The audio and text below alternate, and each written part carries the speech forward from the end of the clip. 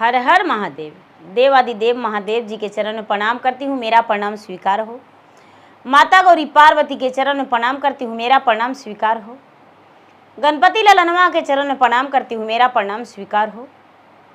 सब गुरु भैया बहना के चरण में प्रणाम करती हूँ, मेरा प्रणाम स्वीकार हो।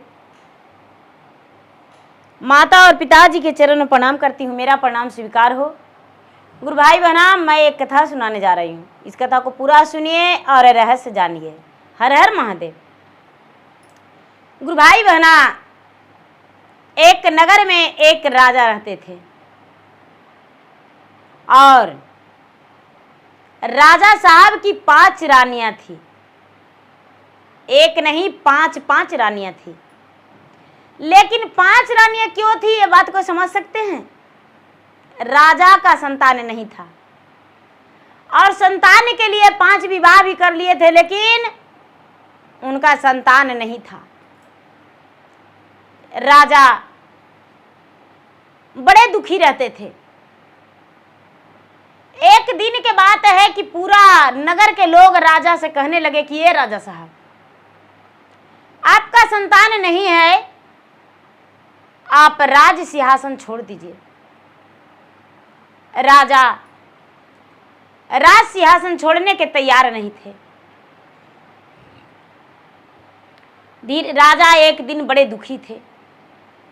राजा की जो छोटी रानी थी, यानी 5वीं रानी थी, तो 4 रानी उसे मान सम्मान दर्जा वैल्यू नहीं देती थी, तनिक भी नहीं। थोड़ा सा भी उसको मान सम्मान नहीं दिया करती थी।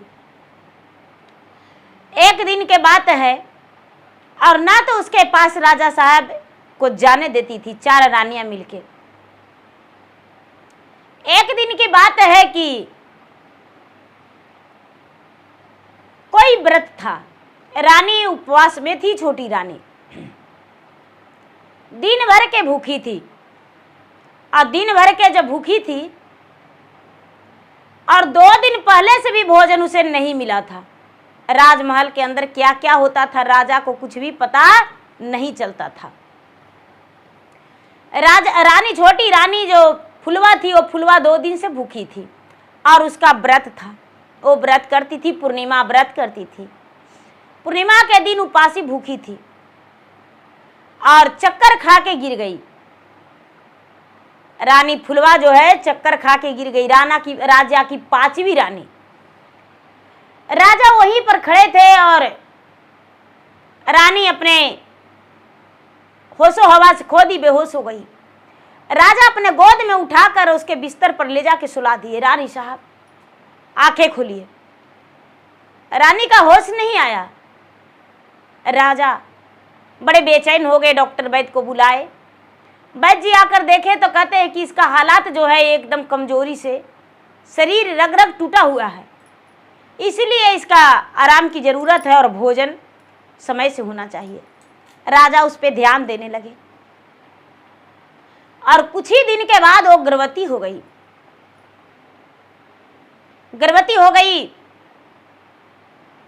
धीरे धीरे समय बीत रहा था।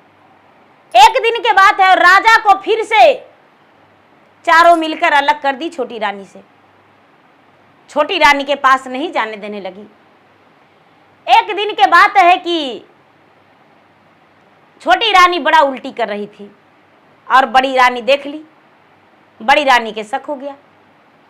मंझली रानी को, संजली रानी को, कहली को, सबको बता दी कि अरे कुछ पता भी है। इतना दिन से तो छोटी रानी को पास हम लोग नहीं जाने देते थे, लेकिन छोटी रानी गर्भवती है। कई दिन से उसको देख रहे हैं कि उल्टियां कर रही है।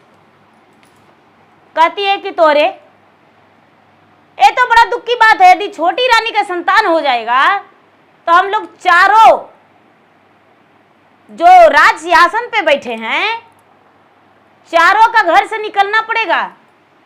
जितना अत्याचार उसको पर हम किए हैं, ऐसा करिए कि छोटी रानी को घर से बेघर कर दीजिए। बड़ी रानी कहती है कैसे? तो देखिए लालछन लगा के राजा को बता नहीं पाई, क्योंकि राजा छोटी रानी से मिल नहीं पाई थी, बता नहीं पाई। और राजा आए और राजा से चारों रानी बैठकर उसके शिकायत करने लगी, राजा साहब आज छोटी रानी हद पार कर दी है। क्या हुआ? छोटी रानी जो बाहर दरबान है उसके साथ गलत संबंध बना के रखा है। दरबान को कुछ रुपये देकर और बोली थी तू बोल देना हाँ। राजा पूछने गए क्या ये सच बात है? दरबान ने बोला राजा साहब मैं बेकसूर हूं, छोटी रानी अपना कमरा में जबरदस्ती मुझे ले जाती है और मैं बेबस होके चला गया। क्योंकि छोटी रानी बोली कि अगर जो ऐसा नहीं करोगे तो तुम्हें हम मार डालेंगे, जान मार देंगे,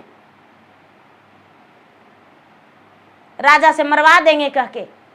जान बचाने के लिए माई बाप हम रानी के साथ चले गए। राजा का सर झुक गया और सोचते हैं क्या अभी तो हम जाने हैं, यदि नगर का लोग जानेगा तो पता नहीं क्या करेगा। राजा चारों रानी से पूछते हैं कि तो अब क्या करे छोटी रानी को। छोटी रानी झाड़ू पोछा बर्तन बाहर में करती थी, सब काम, रसोई में नहीं जाती थी। चारों रानी बोली कि ये राजा साहब अगर जो मेरा कहना मानिए तो छोटी रानी के घर से निकाल दीजिए। छोटी रानी बड़ा खुश थी। वो क्या कर रही है कि उस खुशखबरी में, अपने मां बनने का खुशी में क्या करती है कि स्नान करके और पूजा के थाल सजा रही थी। पूजा के थाल सजा रही थी, उसमें भगवान के लिए लड्डू पेड़ा माखन मिश्री मलाई भांग धतूरा सब भगवान के अलग अलग भोग लगा के रखी थी। और हल्दी चंदन रोड़ी सिंदूर जो भी था सब रखी थी। दिया बाती कि मंदिर जाएंगे और मंदिर जाके और भगवान के आज हम पूजा करेंगे, क्योंकि हम मां बनने वाले हैं, मुझे पूर्ण विश्वास हो गया है। हाथ में थाली लेकर बाल्टी में पानी निकल रही थी। राजा देखे से राजा हाथ पर मार दिए और पूजा का थाल फेंका गया। छोटी रानी के पूजा का थाल का फेंका गया, सब कुछ फेंका गया। भगवान का तो बहुत बड़ा अपमान हुआ। और उसके बाद राजा कहते हैं कि मेरे घर से निकल जाओ तू। छोटी रानी बोली हे स्वामीनाथ हम ऐसा कौन सा गलती किए हैं जो हमको घर से निकाल रहे हैं। राजा पूरा मारे और कहते हैं कि नहीं, तूने एक दरबान के साथ गलत संबंध बना के रखी है। नहीं राजा साहब, अरे मेरा बात तो सुनिए। इतना ही में चारों रानी आके और छोटी रानी को मुंह में तमाचा मार के बाल खींच खींच के पूरा मारी। छोटी रानी कहती है हे स्वामीनाथ एक बार मुझे मेरे बोलने का मौका दे दीजिए। अरे मेरा बात सुनिए, बहुत बड़ा खुशखबरी है। राजा कहते हैं तुम्हारा खुशखबरी तुम्हारे पास रहेगा। अरे तुम्हारा खुशखबरी नहीं हम सुनना चाहते हैं। रानी को बोलने नहीं दिया और पांचों मिलके घर से निकाल दिया, 4 रानी 1 राजा। रानी घर से जब निकलती है तो मनमा में सोचती, अपना मन में सोचती है कि हे भगवान हम कहाँ जाएं। तो भगवान से कहती है कब न रहिया भोला हमारा देख बाजी और हम जाए कौने ओ राजी। दुखवा के मारल सेवकवा घर से निकल लीजी और मन करे तेजी पराना जी। एक गुरु भाई बहना, रानी व्याकुल है कि हे भगवान लगता है मर जाए। मर जाए। रानी अपना घर त्याग करके और बहुत दूर चल गई, अपना गांव जिला सब लांघ दी। चलते चलते चलते चलते वो वन में चली गई। वन में चली गई, सोचती है कि हे भगवान, यदि वन में चले जाएंगे तो जंगली जानवर मुझे खा जाएगा और उसका भोजन हम बन जाएंगे तो मेरा निशानियां मिट जाएगा। वो वन में चली गई। वन में अपना घूमने लगी, घूम घूम के पेड़ पतैया तोड़ तोड़ के खाने लगी। पेड़ पतैया तोड़ तोड़ के खाने लगी। धीरे धीरे उसका समय व्यतीत होने लगा। बेचारी दुख के मारा रानी फुलवा किससे बता सकती थी कि मेरा इतना बड़ा दुख है। वन में उसे कोई नहीं मिल रहा था। घूम घूम के फल फूल तोड़ तोड़ के खाती थी। धीरे धीरे धीरे धीरे धीरे धीरे उसका समय 6 महीना बीत गया। और सोचती है कि हे भगवान, यदि मेरा मृत्यु भी हो जाएगा तो कोई दिक्कत नहीं, लेकिन मेरा बच्चा जो है आने वाला, मेरा दीपक सूर्य का प्रकाश से है जलने वाला, वो कैसे हम बुझा सकते हैं। एक जो जंगल था, जंगल के किनारे एक झील था। झील में बेचारी जाती थी, स्नान करती थी, भीगे वस्त्र में रह जाती थी और झील में ही पानी पी लेती थी जाके। धीरे धीरे धीरे धीरे धीरे धीरे समय बीता। उसका 9वां महीना बीत गया। जब 9वां महीना बीत गया दीदी, वो बेचारी करती है क्या, एक वृक्ष के नीचे पूरा लौटने लगी, गिड़गिड़ाने लगी, चिल्लाने लगी, हे भगवान मेरा कोई मदद कर दो। जंगल में एक बंदरा एक बंदरिया रहती थी। बंदरा और बंदरिया पेड़ के ऊपर था। बंदरा और बंदरिया आपस में दोनों झगड़ा कर रहा था और नीचे रानी दर्द से पीड़ित व्याकुल प्रसव पीड़ा हो रहा था। प्रसव पीड़ा जो माँ बनती है उसको पता रहता है कि कैसा दर्द होता है। अरे अब तो थोड़ा सा भी दर्द होता है तो उसको बड़ा ऑपरेशन करवा देते हैं, बच्चा निकलवा देते हैं, लेकिन फिर भी दुख होता है। ये बात नहीं दुख नहीं होता है। पहले तो बहुत कष्ट से बच्चा जन्म लेता था। 4 दिन 3 दिन रटते रहो। क्या बतावे, मेरा जो 3 बच्चा हुआ है बहुत कष्ट से हुआ है।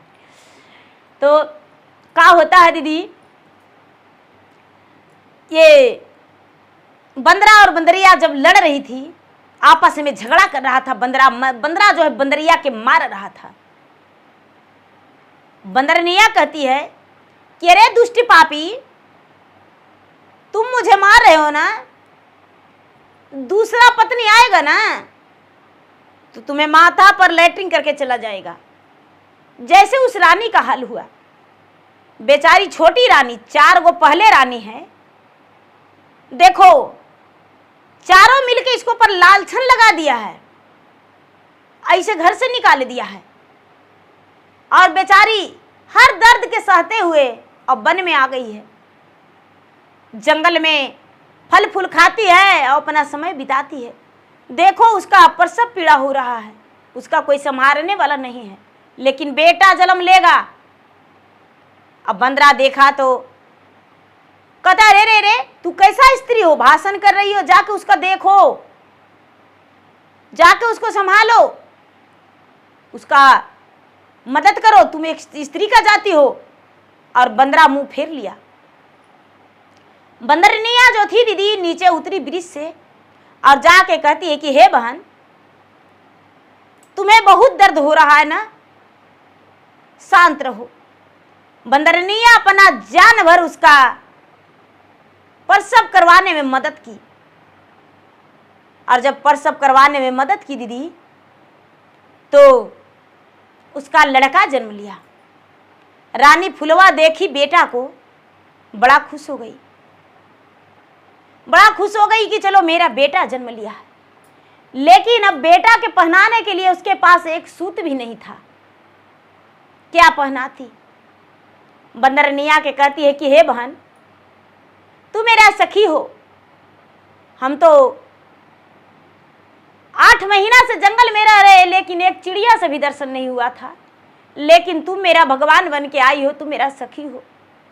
अपने बच्चे को हम क्या पहनाऊं? बंदरिया बोली, हे बहन चिंता मत करो, हम तुम्हारे बच्चे के लिए कपड़ा लाएंगे, चिंता मत करो। बंदरिया जो थी बाजार की ओर गई। अब बाजार की ओर जाके एक बजाजा के दरवाजे पर खड़ी हो गई। बजाजा जो था, बजाजा का दुकान में बोहनी नहीं होता था। बजाजा के दुकान में बोहनी नहीं होता था, बेचारा के जल्दी उसका दुकान चलवे नहीं करता था। दिन भर में एक ग्राहक आ जाता था तो उसे लगता था कि चलो एक ग्राहक आ गया, मेरा बोहनी हो गया। और जब बंदरनिया उसके दरवाजा पर खड़ी हो गई तो उसके दरवाजा पर एकदम ग्राहक से लाइन लग गया। इतना ग्राहक जा रहा है, इतना ग्राहक जा रहा है, उसका पूरा बिक्री हुआ। इतना बिक्री हुआ, इतना बिक्री हुआ कि बजाजा जो था जीवन में उतना रुपया नहीं कमाया था। बंदरनिया चुपचाप खड़ी है। शाम हो गया, जब उसको दुकान बंद करने का समय आ गया तो शुरू जाके बंदरिया खड़ी हुई थी तो जो बजाजा था कपड़ा वाला दुकानदार, वो देखा था। बंदरिया से बोलता है बजाजा कि भाई मेरे घर तू चलेगी? बंदरिया मुड़ी डुला दी। तुम्हें क्या चाहिए, खाना खाएगी? बंदरिया मुड़ी डुला दी। खाना खाएंगे लेकिन लेकर जाएंगे। बंदरिया बोलती है अपने भाषा में कि मेरे गले में टांग दो, हम लेकर जाएंगे। बंदरिया इशारा मारती अपना हाथ से कि ये वाला कपड़ा मुझे चाहिए। जो दुकानदार है वो कहता है कि बच्चे का कपड़ा? तो हाँ, बच्चे का कपड़ा। अरे बंदरिया बच्चे की कपड़ा मांगती है। बंदरिया बच्चे का कपड़ा उसे दे दी और कुछ खाने पीने का सामग्री भी दे दी। बंदरिया लेकर जंगल में चली गई। लेकर जंगल में चली गई। रानी फुलवा देखती है तो कहती आहा, बंदरिया जो है मेरे लिए कितना अच्छा अच्छा भोजन लाया है और मेरा बच्चे का कपड़ा भी लाया है। जो रानी फुलवा है वो अपना बच्चा को पहराती है और खुद का भोजन करती है।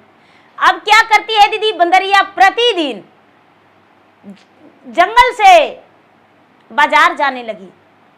जिसका दुकान पे खड़ा हो जाती थी उसका दुकान पे ग्राहक लाइन लग जाता था। बंदरिया मानिए कि एक लक्ष्मी का रूप था। स्वयं लक्ष्मी माता विराजमान हो जाते थे। बंदरिया खड़ी हो जाती थी, बैठ जाती थी दरवाजे पर। लोग दुकान वाला चाहने लगे कि भाई मेरा दरवाजा पर यदि बंदरिया आ जाती तो मेरा भाग खुल जाता। जिसके दरवाजा पर बंदरिया चल जाती है उसका तो भाग्य चमक जाता है। उस शाम के जो बंदरिया इशारा मारती थी उसका गले में टांग देता था लोग और बंदरिया ले जाकर रानी को दे देती थी। धीरे धीरे धीरे धीरे धीरे धीरे रानी अपना बच्चा को परवरिश करने लगी। जंगल का जितना बंदर और बंदरिया था वो रानी को मदद करने में एक कसर नहीं छोड़ा। रात्रि के समय में रानी का बच्चा का बंदर जितना था सारा लोग पहरा देता था कि कोई जंगली जानवर आकर इसका बच्चा को ना खा जाए। धीरे धीरे धीरे धीरे धीरे धीरे वो बच्चा 4 से 5 साल का हो गया। जब 4 से 5 साल का हो गया दीदी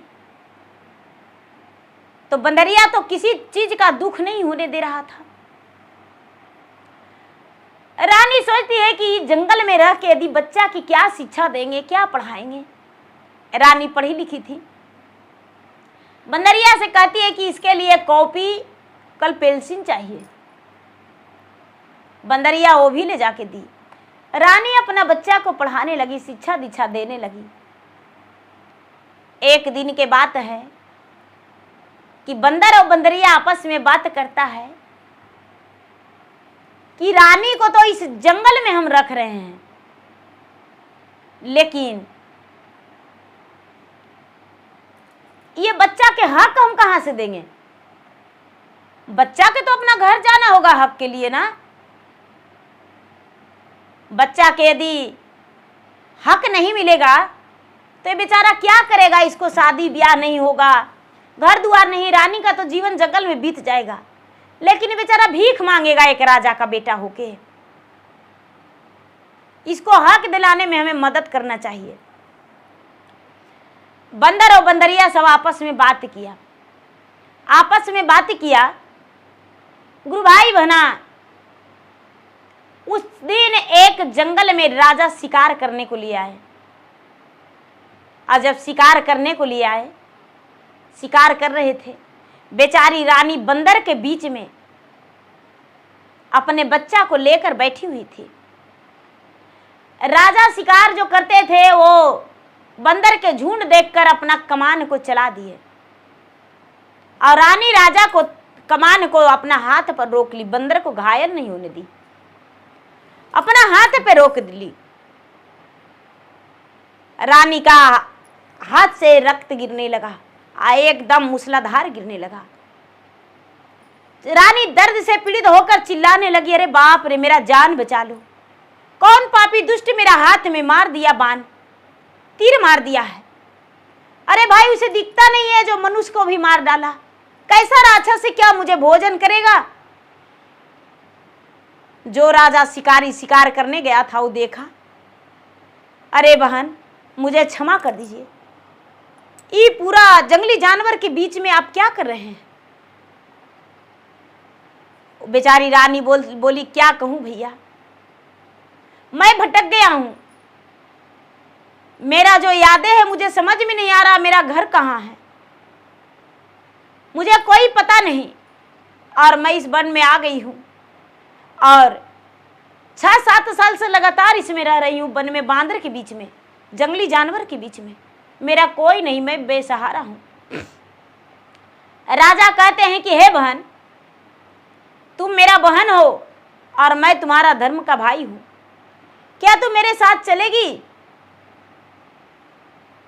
रानी बोली, भैया यदि प्यार से आप ले चलेंगे तो आपके घर हम जाएंगे, लेकिन जो आपकी धर्म पत्नी है क्या लालछन मुझ पे नहीं लगाएगी। राजा कहते हैं, हे बहन, मेरा पत्नी लालछन नहीं लगाएगी, जहां तक अपना बहन की तरह तुम्हें स्वीकार कर लेगी, क्योंकि मेरा पत्नी भी एकलौती है और मैं भी एक ही हूं। राजा उसे अपना घोड़ा पर बिठा के और बहन बना के माए बेटा को लेकर चले गए। रानी का बेटा का नाम करण था। करण भी अपने माँ को साथ चला गया। करण तो कभी गांव लोग परिवार को देखा नहीं था, जैसे बंदर के साथ खेलता था उसी तरह वो बेचारा खेलता था, उसी तरह राजा के घर भी जाने पर रहता था। रानी स्वीकार कर ली, अपना पति के बहन मान के, यानी ननद बना ली। राजा का कोई संतान नहीं था। जो राजा ले गए थे रानी फुलवा को जंगल से, उसे संतान नहीं था। और रानी फुलवा को कदम रखते ही कुछ ही दिन के बाद, महीना 2 महीना के बाद, राजा की पत्नी गर्भवती हो गई। राजा को इस बात को सुनकर एकदम गर्व से सीना चौड़ा हो गया। सारे नगर में कहते हैं कि अरे मेरा लक्ष्मी बहन आई है, मेरा ब्याह का 20 वर्ष हो गया था लेकिन मेरा संतान नहीं हुआ था, और जब मेरा बहन आई है, मुंह बोली बहन, तो मेरा पत्नी मां बनने वाली है।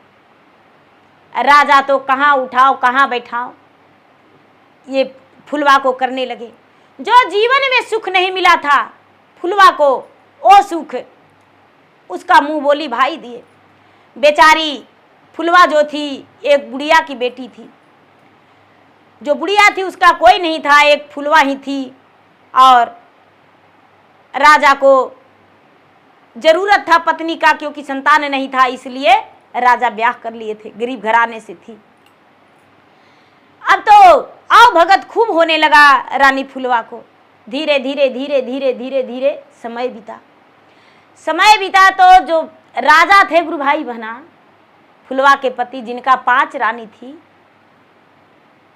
उनके राज्य में दूसरा राजा चढ़ाई कर लिए। और चढ़ाई करके राजा के पूरा राज को जब्त कर लिए। चारों रानी को बंधक बना के राजा, दूसरा राजा, और ये जो राजा वीरभद्र थे उनका चारों पत्नी का बंधक बना लिया। राजा वीरभद्र को भी बंधक बना लिया। पूरे प्रजा को, कितने प्रजा मारे गए, और सेना सिपाहिया को भी बंधक बना के और राज अपना लिया। जो बंदरिया थी और बंदर रानी फुलवा के पास आया, रानी आपका बच्चा का हक लेने का समय आ गया है। रानी फुलवा कहती है, बहन ऐसे भी तूने मुझ पे बहुत बड़ा उपकार किया है, मुझे बहुत मदद किया है, अब क्या कहना चाहती हो? क्या फिर से तुम्हारे साथ जंगल में चलूं? नहीं बहन, जंगल में नहीं ले जाएंगे। अरे तुम नहीं जानती हो, तुम्हारे जो पति हैं उनका राज में लड़ाई हो गया है, दूसरा राजा राज जीत लिया है, और राज जीत के राजा को बंधक बना लिया है, कारागार में दे दिया है, पैर हाथ बांध के और राजा को कारागार में कर दिया है। जो चारों रानियां थी उसे भी बंधक बना के और दास दासियों के काम करवाता है राजा, दूसरा राजा। और वीरभद्र जो हैं वो कुछ नहीं कर पा रहे हैं, इनके कितने सेने सिपाहियां प्रजा मारे गए हैं। तुम्हारा जो पुत्र है उसका जरूरत है। बेचारी फुलवा कहती है कि नहीं बहन, मेरा एक ही बेटा है और इसे हम नहीं भेजना चाहते हैं। यदि मेरा बेटा को कुछ हो गया तो जीवन में कभी माफ नहीं करेंगे। बंदरिया कहती है कि बहन चिंता मत करो, तुम्हारे पुत्र को हम साथ हैं, हम आते हैं जंगल से और तेरा बेटा को हम ले जाएंगे रैन में जिताने के लिए। जब राजा को पता चला, जो वन से लाए थे उन्हें पता चला इस बात को, तो कहते हैं बेटा जितना सेना सिपाही चाहिए हम तुम्हें देंगे, जाके लड़ाई लड़ो और राज जीत कर दिखाओ। बोला कि करण की नहीं मामा जी, मुझे कुछ नहीं चाहिए, मैं बंदरिया के साथ पोसाया पलाया हूं और बंदरिया के साथ हम युद्ध करेंगे। गुरु भाई बहना, हजारों बंदरिया जंगल से आ गया, आगे आगे करण और पीछे से बंदरिया लड़ाई लड़ने के लिए वीरभद्र सेन के यहाँ चला गया। वीरभद्र सेन के राज जो जीता था वो राजा से लड़ाई ले लिया। अब राजा जो है वीरभद्र सेन से जो जीता था वो राजा लड़ाई लड़ रहा है, तीर कमान चला रहा है, लेकिन बंदरिया जो है हाथ पे रोक रहा है। बंदर और बंदरिया पूरा युद्ध को संपन्न कर दिया। जिसको पा रहा है उसको बंदरिया नोच ले रहा है। हजार नहीं हजारों बंदरिया बंदर का संख्या था। जिसको पा रहा है उसको मुंह नोच ले रहा है, एकदम पेट चीर दे रहा है, बकोर ले रहा है। अब तो बंदर और बंदरिया सेना जो था सबको पराजित कर दिया, घायल कर दिया, जख्मी कर दिया। और करण जो है, करण युद्ध में जीत गया। करण युद्ध में जीत गया और जीत के और राजा के पास गया। राजा को जाके जो बंधा हुआ था हाथ पैर, राजा के हाथ पैर खोला। जो चारों रानी थी, चारों रानी को हाथ पैर खोला और खोल के बोला कि भाई आप आजाद हो गए, आप ये राज आपका है। जो आपको बंधक बनाया था उसे मार पीट के हम लोग भगा दिए। राजा वीरभद्र सेन कहते हैं कि बेटा तुम किस कुल के जन्म लिया है, किस कुल का राजकुमार हो, तुम्हारा पिता का नाम क्या है और माता का नाम क्या है, और किस लालच से मेरे राज्य में लड़ने आए हो। जो मुझे बंधक से छुटकारा दिलाया है। राजकुमार करण कहता है, राजा साहब मुझे कोई लालसा नहीं है, किसी चीज का आस नहीं है, बस जैसे मुझे लोग मदद किया जंगली जानवर, उसी तरह हम जानवर समझ के आपको मदद कर रहे हैं। राजा का शौक हो गया, अरे जानवर, मैं जानवर हूं? हाँ राजा साहब आप जानवर हैं। कैसे मैं जानवर हूं? तो जो भी आपको प्रजा है मैं सबको आजाद कर दिया हूं, सबको बुलवाइए। सारी प्रजा को राजा तुरंत इकट्ठा कर दिए। सारी प्रजा को इकट्ठा करके और बैठा दिए। राजकुमार करण कहता है कि राजा साहब क्या आप जानवर नहीं हैं? राजा सर झुकाकर कहते हैं, नहीं, मैं तो एक इंसान हूं। भला कोई इंसान होता तो गर्भवती पत्नी को लांछन लगा के अपने घर से धक्के मार के निकाल देते। राजा कहते हैं, अरे मेरा 4 पत्नी है, चारों मेरे पास है। अच्छा, और 5वीं रानी? पूरे प्रजा लोग कहने लगे कि राजा साहब और 5वीं रानी आपकी? 4 रानी तो है, 5वीं रानी पूरे राज को नहीं पता चलने दिए। 5वीं रानी कहाँ है? राजा सर झुका कर कहते हैं कि अरे उसे तो किसी से अवैध संबंध था, दरबार से उसे भी मैं राज से निकाल दिया हूं। बंदरिया सारी सच्चाई बता दिया था राजकुमार करण को। राजकुमार करण कहता है कि राजा साहब आप नहीं जानते, आपके ऊपर एक साजिश रचा गया था। ये जो 4 रानियां हैं, 4 रानियां आपके ऊपर साजिश रची थी कि छोटी रानी का संतान हो जाएगा तो राज रानी हो बन जाएगी, अब मान सम्मान उसे मिलेगा और मुझे घर से बाहर होना पड़ेगा, दाई दासिया की तरह रहना पड़ेगा। पूछिए, बंदरिया जो थी 12 बरस आगे 12 बरस पीछे जानती थी। गुरु भाई बहना 4 रानी आंखों में आंसू लेते हुए कहती है, हाँ राजा साहब ये सच है। छोटी रानी तो मेरा नौकर बन के रहती थी, नौकरानियां बन के रहती थी और उसे कभी भी अपना सवत का दर्जा नहीं दिए, एक दासी का दर्जा दिए। सवत का अधिकार आधा होता है, लेकिन उसे रत्ती भरी भी अधिकार नहीं दिए। राजा साहब मुझे क्षमा कर दीजिए। पूरे प्रजा कहते हैं कि हे राजा साहब ये क्षमा की लायक बातें नहीं है। सबसे पहले रानी फुलवा को डोली कहार से और ढोल बाजा के साथ लाया जाएगा अपने राज में, क्योंकि ये जो राजकुमार करण है वो छत्रवल्ली है, सारा लोग के प्राण को बचाया है, आजाद किया है। जो राजा थे वो तुरंत डोली कहार को तैयारी किए और डोली कहार को तैयारी करके और जहां रानी फुलवा थी वो नगर में राजा डोली कहार लेके ढोल बाजने के साथ पूरे प्रजा के साथ गए वहां, और जो राजा बहन बना के रखे थे उसे अर्जू विनती किए कि हे राजा साहब ये मेरा पत्नी जीवन संगनी है और मुझसे बहुत बड़ा अपराध हो गया, भूल हो गया कि हम गर्भ अवस्था में से घर से निकाल दिए। मुझे पता भी नहीं था कि ये गर्भवती है, ये मेरा पत्नी है, मेरे पत्नी को जाने दीजिए। राजा कहते हैं नहीं नहीं ये मेरा बहन है, हम इसे नहीं जाने देंगे। बड़ा हाथ जोड़ी विनती करने पर रानी फुलवा जाने को तैयार नहीं।